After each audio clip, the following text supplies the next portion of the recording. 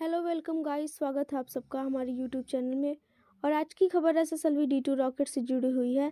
दरअसल इसरो ने अभी हाल ही में SSLV D2 रॉकेट का सफल लॉन्चिंग किया है। तो आइए जानते हैं कि SSLV D2 रॉकेट क्या है और यह कब लॉन्च हुआ, रॉकेट की प्रमुख विशेषताएं क्या है तथा इस मिशन के उद्देश्य क्या हैं। इस वीडियो में हम सारे टॉपिक पर एक एक करके चर्चा करने वाले हैं। तो चलिए वीडियो को स्टार्ट करते हैं। जैसा कि मैंने पहले बताया कि इसरो ने SSLV D2 रॉकेट का सफल परीक्षण किया है। इसरो ने 2023 में एक और उपलब्धि हासिल की है। अब खबर यह आई है कि SSLV D2 ने पृथ्वी की निचली कक्षा में सफलतापूर्वक तीनों सैटेलाइट को स्थापित कर दिया है।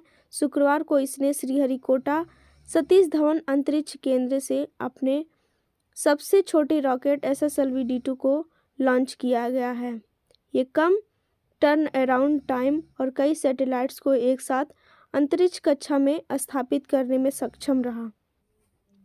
SSLV D2 रॉकेट क्या है तथा यह कब लॉन्च हुआ, आइए इसके बारे में जानते हैं। Small satellite launch vehicle SSLV D2 की दूसरी विकासात्मक उड़ान है। यह अपने साथ 3 सैटेलाइट लेकर अंतरिक्ष की उड़ान भरी। इसे Indian space research organisation ISRO ने सबसे छोटे रॉकेट के रूप में विकसित किया है।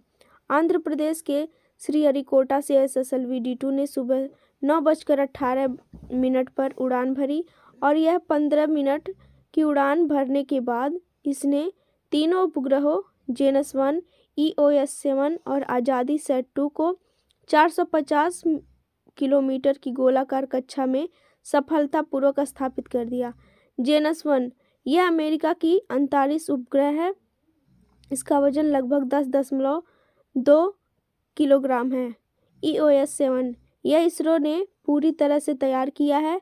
इसका वजन 156.3 kg है। आज़ादी सेट 2 यह चेन्नई के स्पेस स्टार्टअप स्पेस किड्स का उपग्रह है। इसका वजन लगभग 8.7 किलोग्राम है। पहली उड़ान में भारत का मिशन रहा है सफल, आइए इसके बारे में जानते हैं। दरअसल इसरो ने अगस्त महीने में 2022 में SSLV D1 भी लॉन्च किया था, लेकिन वह सफल नहीं हो पाई थी। इस रॉकेट की पहली उड़ान अगस्त 2022 में भरी गई थी, तब यह सफल हो गई थी। SSLV की पहली उड़ान के दौरान रॉकेट के दूसरे चरण के पृथक्करण के दौरान कंपन भी महसूस होने के कारण लॉन्चिंग सफल नहीं हो पाई थी। साथ ही इस रॉकेट का सॉफ्टवेयर उपग्रहों को गलत कक्षा में लॉन्च कर रहा था, जिसके चलते इसरो ने SSLV की लॉन्चिंग को रद्द कर दिया था। अब आइए जानते हैं इस रॉकेट की विशेषताएं क्या हैं।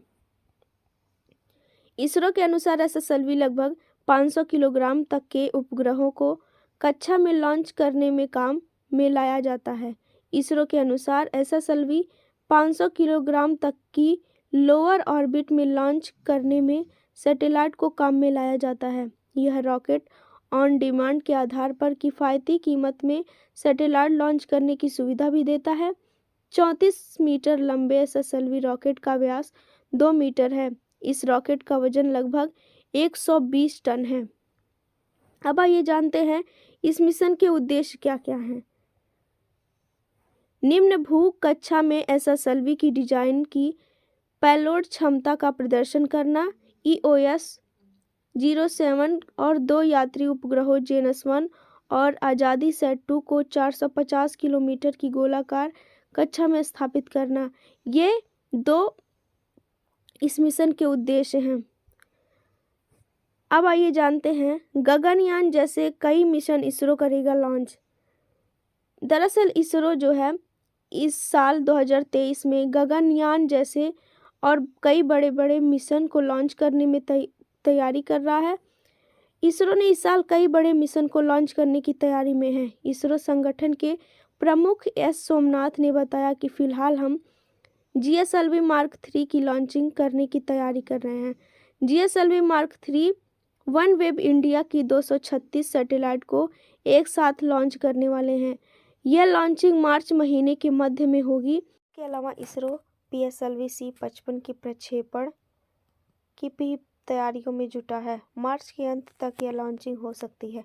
इसरो प्रमुख ने बताया कि हम रीजनेबल लॉन्च व्हीकल की लैंडिंग पर काम कर रहे हैं। वर्तमान में एक नई टीम चित्रदुर्ग में लैंडिंग साइट पर मौजूद है। हम उम्मीद कर रहे हैं कि सब कुछ ठीक ठाक रहा तो अगले साल कुछ दिनों में हम लैंडिंग की प्रैक्टिस शुरू कर देंगे। एस सोमनाथ ने कहा कि इस साल कई सारे मिशन लॉन्च होने वाले हैं, खासकर गगनयान की कार्यक्रम को लेकर भी तैयारियां जोरों शोरों से चल रही हैं।